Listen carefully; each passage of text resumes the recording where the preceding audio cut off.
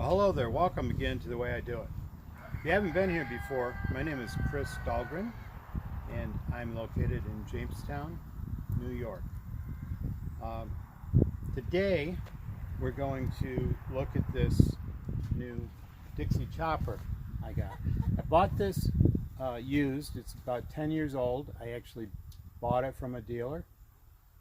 It shows 150 hours. Well, the problem we're going to look at today, I just brought it home and it's a little uncontrollable. So we're going to take a look at the controls inside and see if we can tighten them up, because I think they're wobbly and that's making it drive a little crazy. So let's have a look and see if we can fix it. Hi, this is my new Dixie chopper. It's a 2012 model. It's a 60-inch cut with the Generac engine. Just a real quick thing right here. This thing claimed to have 150 hours on the hour meter here, which may or may not be right. The dealership I got it from, it came from a John Deere dealership, and it had been sitting there over a year outside, which is a real tragedy, because if it was a 150-hour mower, it was probably really nice when they got it. And as a trade, they just let it sit. A lot of times they'll auction them off, but perhaps it was too soon. But so here's the first thing I found on this thing. When I drove it, it was kind of twitchy. If you're familiar with the zero turn, you need to be able to speed up and slow down on left and right and have some very precise movement. So this was kind of twitchy. So in this Dixie chopper model, they're really high end, and I'm really impressed with it. Telling me I'm wrong, telling me I shouldn't be. But what they have are dual hydraulic pumps, and the amount of fluid they pump is controlled by the position of this arm. So if the arm is in the straight up and down position, it pumps no fluid. If it moves forward, if it moves that way, it will pump fluid to make the wheel turn reverse. If it moves backward, it'll actually pump fluid to make the wheel go forward.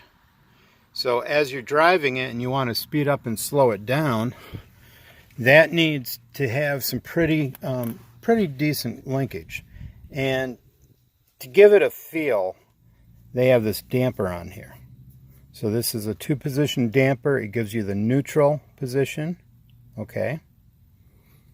I'm not going to go into the details of how the arms are adjusted, which would be right here. But yeah, so now if we look at this, see how that arm is wiggling? That's wiggling without moving that hydraulic pump.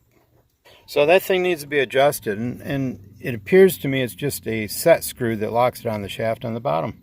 It's that simple. I got a feeling they would have sold this thing a couple of times if that would have worked. So let's look at the other side. So if I walk around here to the other side, now I don't have it together yet, so let me stick it together. Okay, so I put a little grease on that joint. You know, when you get a nice mower like this, the problem is a lot of people really don't care for the right components. So they might sharpen the blades and whatnot, but the main drive components, steering this is pretty darn important. So okay, if I take this, I've just tightened the set screw. It's way on the back side, so it's really kind of hard to get to, but so watch this. Now if I'm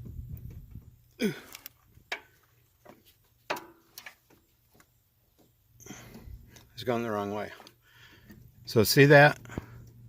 Now that movement there, I'm pretty sure that movement is just movement of this socket, which probably is never lubricated. But yeah, the arm is moving properly. You see, it's not moving all over the place. This one, if we look at it closer, it's just shucking and jiving and rocking and rolling. So let's tighten this one up and see how it looks. Okay, so here I tightened it, and it probably went. So it's a socket head. It probably went a good 2 flats, which would be what, a third of a turn to tighten it. And now you see that there's play in the little bit of play in the linkage. Part of it's in the socket here, which may be inconsequential because that's just to give you the resistance. See this little, that area back and forth like that gives you that feel to hold it straight going forward. So I'm gonna go test drive this baby now and see if that made the difference. You may have a quality ride now.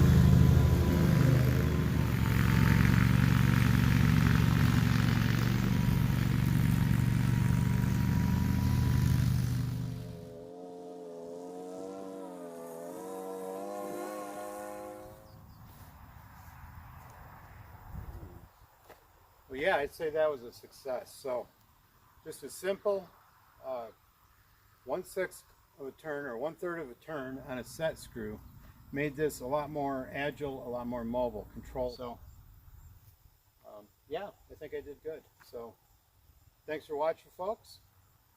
Till next time, that's the way I do it.